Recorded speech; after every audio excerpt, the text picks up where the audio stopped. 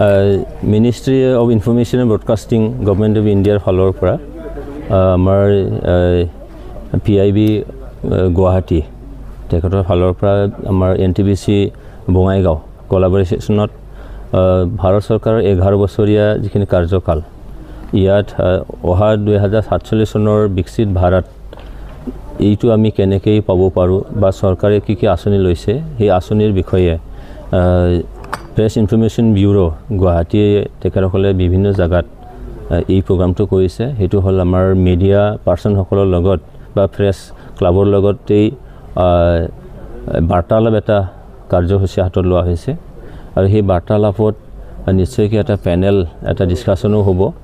যে ভাৰত চৰকাৰে লোৱা আঁচনি সেই আঁচনিৰ দ্বাৰা কেনেকৈ অহা 2047 চনলৈকে ভাৰতক বিকশিত ভাৰত অৰ্থাৎ মানে বিকশিত ভাৰত আৰু ডেভেলপ ইণ্ডিয়া কেনেকৈ বনাব পাৰে আৰু ইয়াৰ কথাখিনি যাতে আমাৰ জনসাধাৰণলৈ কেনেকৈ লৈ যাব পাৰে এইখিনিৰ কাৰণে এই কাৰ্যসূচীটো লোৱা হৈছে মই ইয়ালৈ আহি নথৈ আনন্দিত লাগিছে কিয়নো মিডিয়া হ'ল আমাৰ 4 pillar one of the 4 pillars তো মিডিয়া যোগেদি চৰকাৰৰ আঁচনিবোৰ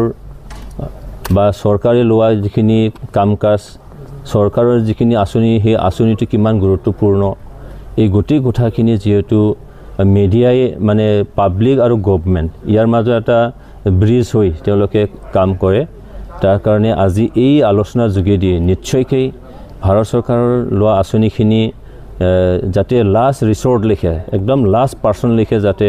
সেই বাৰ্তাটো লৈ যাব পাৰে তাৰ কাৰণে নিশ্চয়কৈ সহায়ক হ'ব মই আশা ৰাখিছোঁ নৰেন্দ্ৰ মোদী আমাৰ